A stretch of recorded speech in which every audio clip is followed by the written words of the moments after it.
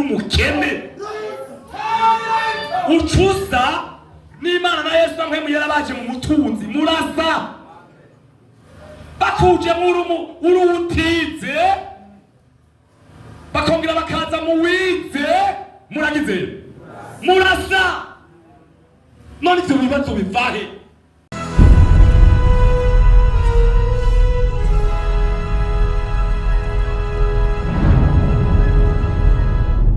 kandi mu izina rya Yesu gomba dusoma amajambo y'Imana makenya umukozi w'Imana aze guca ashishikara turanezerewe Imana yatubwiye amajambo menshi nizere ko umuntu wese ariko arafashwa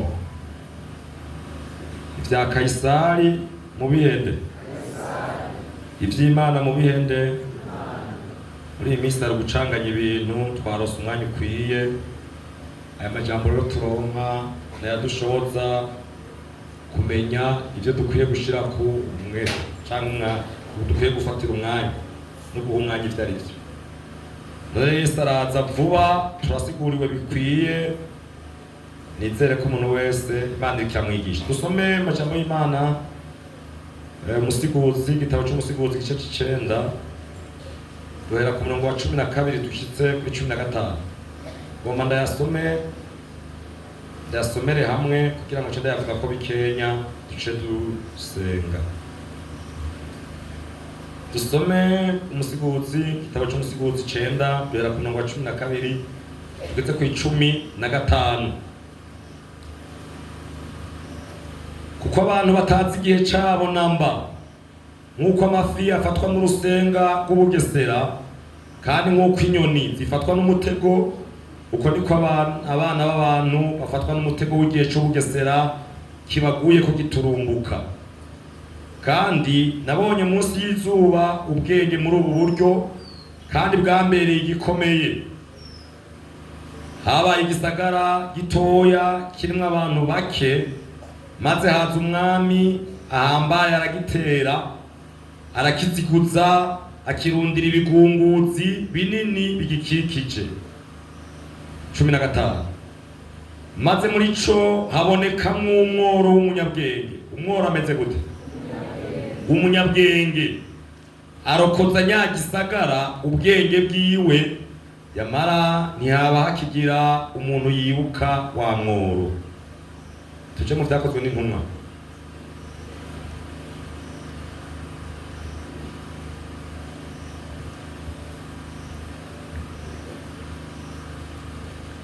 Yakoze n'intumwa dusoma igice c'indwi duhereye ku murongo wa 17.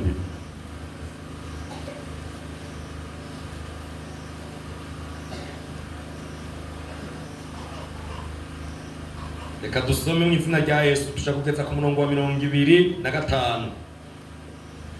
Ariko igihe c'isezerano kigira gishike iry'Imana yasezeraniye Aburahamu abantu baragwira baba benshi muri Egiputa gushitsa aho ubundi mwami yimiye muri Egiputa atigeze kumenya ibya Yosefu. Uwo mwami agirira ubugungu bwoko bwacu agirira abasokuruza nabi abateshereza abana babo b'inzoya kugira ngo nibabeho. Muri ico gihe Mose aravuka yari mwiza cane bamurerera mu nzu kwa se amezi 3. Amaze gutabwa umukobwa wa Farawo aramutora amurerera kuba umwana wiwe. 22. Mose yigisha ubwenge bwose bw'abanyegiputa agira ubushobozi mu majambo yiwe no mu bikorwa vyiwe.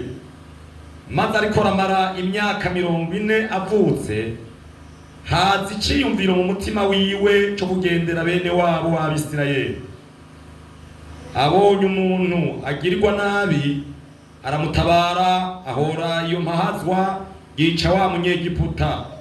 Yibwira yuko abiwabo botahura ko Imana ibakirisha ukuboko kwiwe ariko ntibabimenya.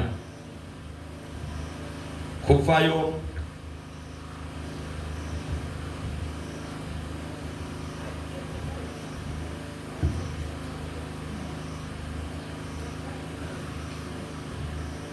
tuza gusoma igice ca mbere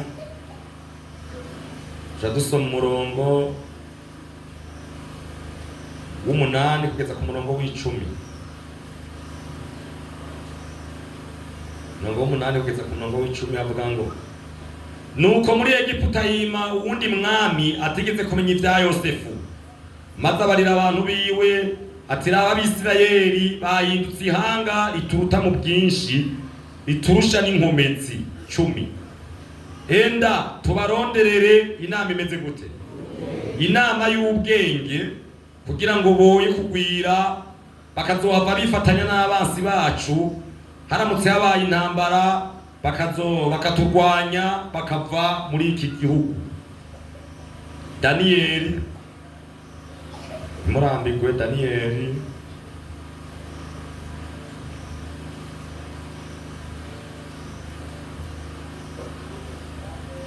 igice ca 11 ku murongo wa 33.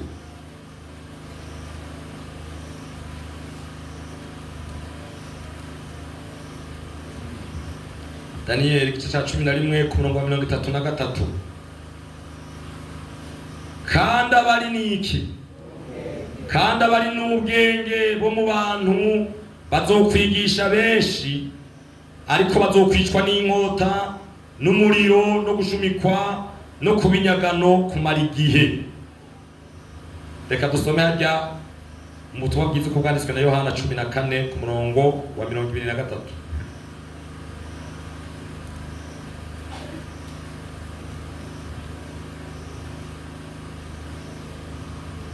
14 dusoma umurongo wa 23. Nibaza ko mwahabonye, reka dusome umurongo umwe. Yesu aramwishura ati nihagira uwunkunda azokwitondera ijambo ryanje.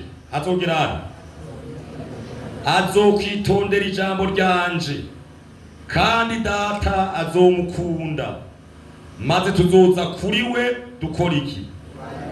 Tubane nawe. Imana nihabwe icubahiro. Ni umwanya muto cyane ngoma mfate, ubundi bwo bwera amajambo yari gufata umwanya muremure. Ijambo ryagumye rigaruka mwaryumvise. Ejo twari kumwe ku kagoroba twaravuganye ku jambo ry'ubwenge. None rero n'ubu nyene n'aya majambo nagomba tumara umwanya muto. Twasomye amajambo menshi mu gitabo cy'umusiguzi, aho twabonye batugiriranirije ingene hashobora kuba inama y'ubwenge. Batanze akarorero ku mafi, basanga ifi barayiteze ukuntu ivuye mu rusenga, itabimenye kubera bayitegana ubwenge bukomeye. Baradusigurira badogeraniriza ku nyoni, y'umuntu atega inyoni nawe nyine akoresha ubwenge kugira ngo inyoni ze yisanga mu mutego. Batugereraniriza ku mwami ngo yarahambaye, igisagara yagiteye wakirundira ibigunguzi. Mugabe ijambo nagomba ni iri jambo ry'uyu mworo, ngo haciye haboneka umworo muri ico gisagara. Igisagara carundiwe ibigunguzi, hacaboneka umworo. Umuntu bose batiyumvira ataco bamwibaza ko, mugabo ngo yarafise iki? Ubwe. Imana ishimwe. Muri iyi minsi ndipfuza abantu Imana yotegura kugira ngo batabara abantu. Icoma nkabamwe. Ninde wundi agomba kubamo? Yego kweli. Uwo mworo ngo acarokoze ico gisagara ubwenge bwiwe. Twasomye mu vyakozwe n'intumwa amajambo y'Imana atwereka ingene Abisirayeli bagiriwe inama y'ubwenge. Twanabisomye ari hano mu Kuvayo. Igihe ngo cagomba gishike, Abisirayeli hari hageze ko bava muri Egiputa. Bari bamaze igihe kitari gito, hari hageze rero ko bavayo. Mugabo imbere yaho hacaba inama y'ubwenge. Iyo nama y'ubwenge yari inama idasanzwe yo kubagirira nabi. Mu gihe rero hariko hahigwa izo nama z'ubwenge, Imana nayo yariko irategura umuntu yitwa Mose. Mose ategurwa kuko Imana yoyo, Imana ni nziza. Imana ibona hirya. Ibyo twe tutabona uyu munsi Imana iragize, irabibona. Nigeze gutegura ikindi cigwa kitwereka ingene Imana itegura, ari umuhanga komeye ategekanya ibintu byose. Kubera Imana itagira intango itagira n'iherezo, ibintu byose yarabiteguye. Twebwe iyo tubonye ibiba umengo ni ikintu kije nka gisida canke kije giturumbuka. Mugabo Imana ibintu byose biba ku mwanya wabyo.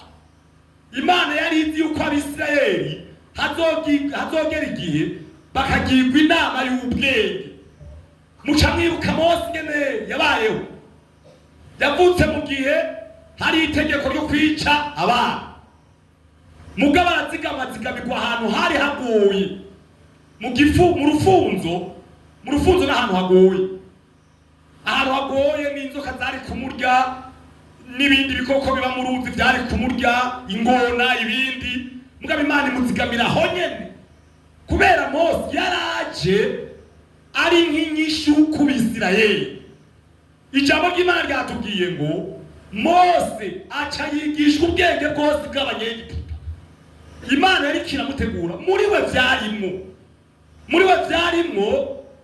mbere ngo yibaza ngo nabi wabo bimenya ko Imana izokoresha we naho batashotse babimenya.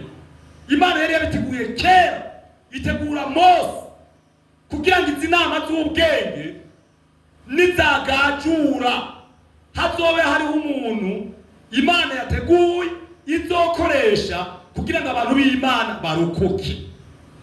Yesu ashimwe. Yesu ashimwe. Twasomye amajambo y'Imana muri Daniyeli 11. Kandi abari n'ubwenge bo mu bantu bazokwigisha benshi. Nagerageje gukurikiranira ijambo nsanga musanga ubuvugishwa barashaka kubuvugishwa buronka akomplisema zibiri canke bushika inshuro zibiri. Ubuvugishwa rero bwaha bwarashitse ubwa mbere. Abisirayeli barahaguruka ico gihe b'ubwenge, bari mu bwenge, Imana irabahagurutsa kandi ukunyera ijambo ry'Imana rivuga bahura n'ibibazo.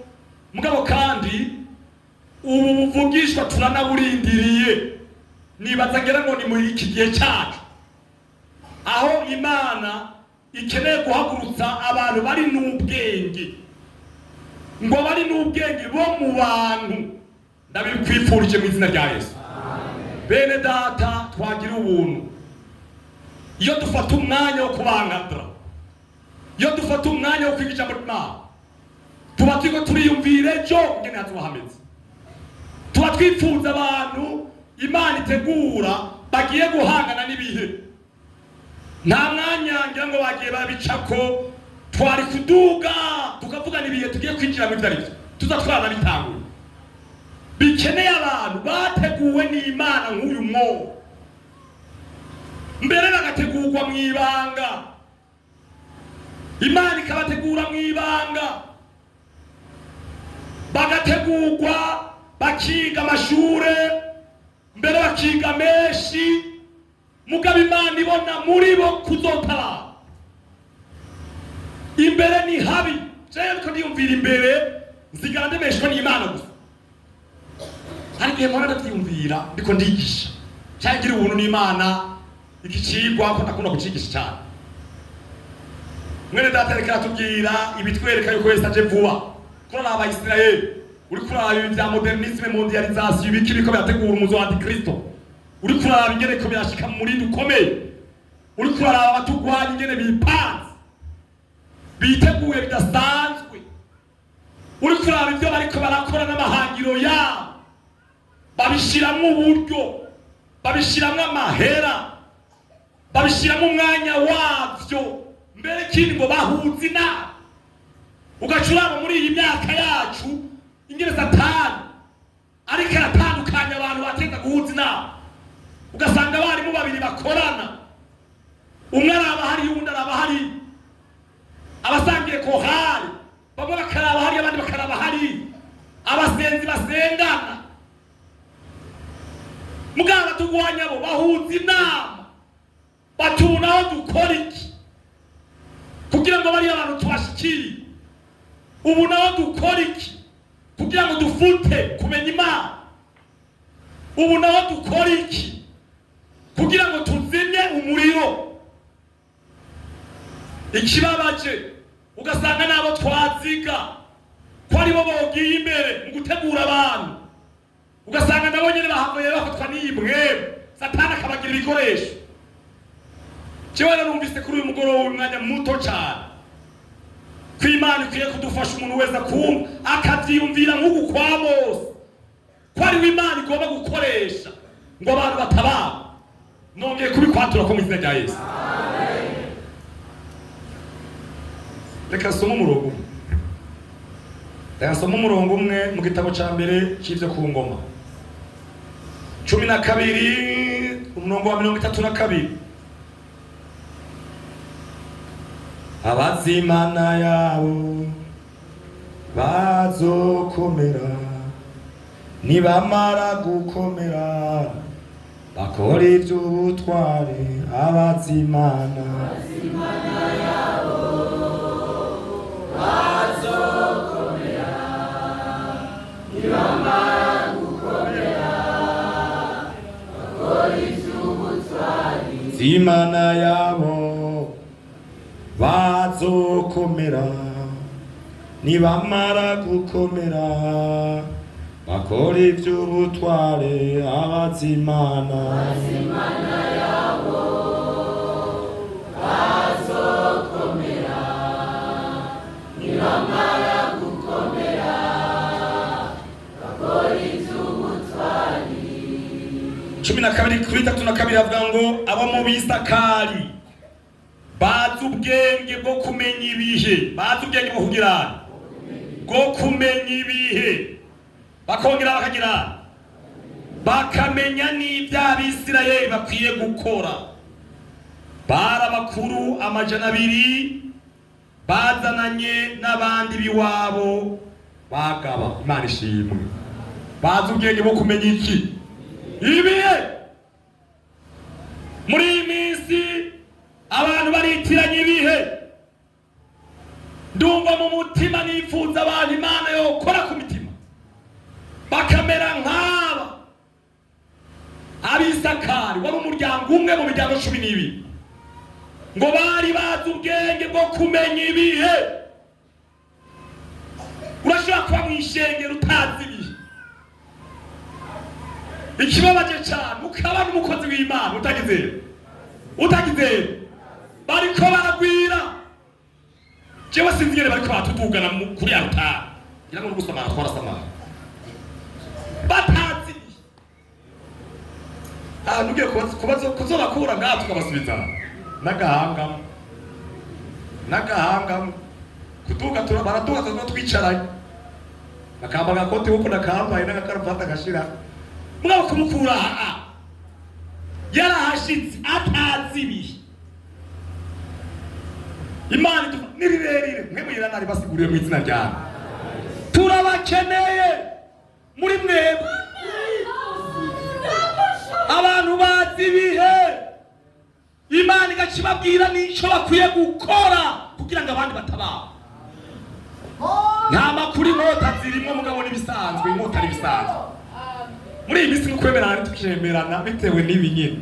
Uzomenye babandi atavyo bazi n'induru n'ibisanzwe mugabo ivyo n'ibito. Anaga yemwe gupfa se bisanzwe. Umuntu azokwama ngaha nakiritse ukuboko turaye. Ati je nzokwama ngaha. Ngabura kwiye gupfa nk'umugabo. Ukagwa ku rugamba. None sivyo. Ko mudabasitari mwitsege. Muri iyi minsi twe turabona ibintu. Gasanga abantu n'ivyo bizeye batanguye kubivamo. Batanguye kwitiranya ibintu. Induru zigatangura kwaduka mw'ishenge. Ubu rero hari agakiza kabize n'akabatize.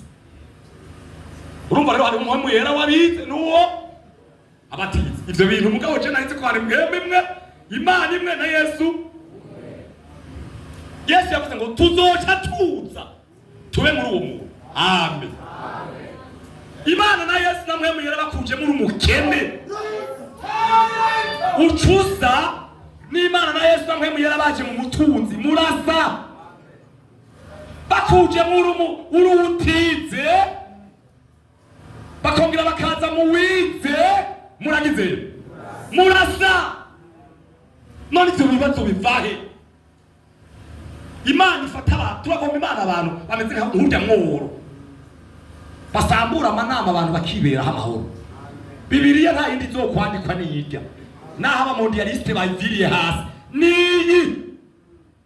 Ubwenge bw'abantu bugira ngo Bibiliya nije ku gihe, nibihe bigoye turiko turacamo. Ngo Bibiliya ngo yanditswe ngo kera, ngo yarataye igihe. Kandi ugasanga no mw'ishengero ngo kugenda uku Imana dutabara. Uyu mworo ntawa muziga, mugabo yari mu bwenge bw'Imana, yahagurutse mu gihe ciwe. Mose ahaguruka mu gihe ciwe. Aba bantu twasomye muri Daniyeli nabo nyine bakeneye guhaguruka mu gihe cyabo, bashobora kumenya ibihe Imana ikoresha, igiye gukoresha. Kandi ntuzeye Mose yabanje kwigisha ubwenge bw'abanyegiputa. Mwige kandi mwige menshi, turi mu gihe cy'akagaye. Batwari karavuga yiziki kubwako kagaye, rero nimwige nitwigaho naho kagaye. Wewe urinde uri kuravuga batangura ko warure n'ubundi yamutse batangwe ko warure mvasha ujya muntu yizibiki nitso tubaye kandi ntaca ukoze. Iga shira kumwete, yigisha ubwenge bw'abanyegiputa, mugabo ntiyari umunyegiputa, kuko Imana yari izi ngo azotuma muri Egiputa. Duhagurutse mu gihe ibihe biriko birarenga, mu gihe cy'ikinyabwenge.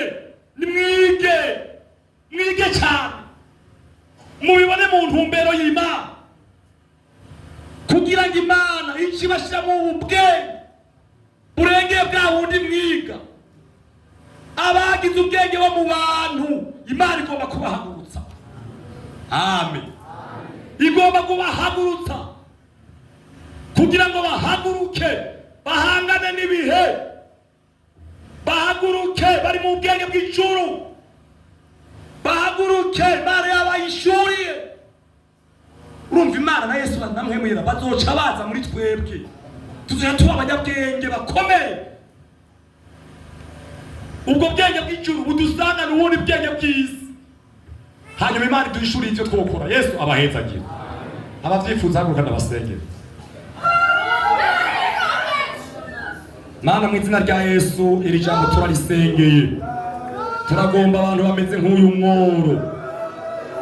umworo, abantu batiyumvira ko ariko ijuru ryari ryaramuteguye. Turakeneye abantu bameze nka Mose. Muri iki gihe abantu bariko barapfa mu mpwemu, turakeneye abantu uzigama ukanyegeza. Haleluya, ukabanyegeza kugira ngo bahagurutse Mana mu gihe cyabo. Turasenze Imana mu izina rya Yesu, uturinde kwivanga n'isi, utuzigame, urugwaruka uruzigame, muntu wese ari ngaho umuzigame, byiyumviro bituye bihere muri twebwe mu izina rya Yesu. Haleluya. Mana, ndumva nosengera isengesho muri iki gihe Yorodani rikirenga inkombe. Hagurutse abantu baguhagarara neza, hagurutse abantu baguhangana n'ububasha bw'ibisigo. Haleluya. Yesu w'Nazareti, haleluya. Hagurutse abantu ubashire mu bwenge bwawe, abo wemera kubamwo, ukabagereramwo, ukabahindura abakozi badasanzwe. Turabakeneye muri iyi myaka Mana, nawe ariko araba inama z'ubwenge, natwe uduhe kumenya inama z'abadayimoni, uduhe n'ubwenge bwo kuzisambura, uduhe n'igihagararo. Haleluya. Igihagararo turagikeneye mu izina rya Yesu Kristo, kugira ngo ibihe ntibiturengere kandi utugire ibikoresho uko ugomba. Turabyizeye mu izina rya Yesu. Amen. Mwese muti amen. Yesu abahezagire.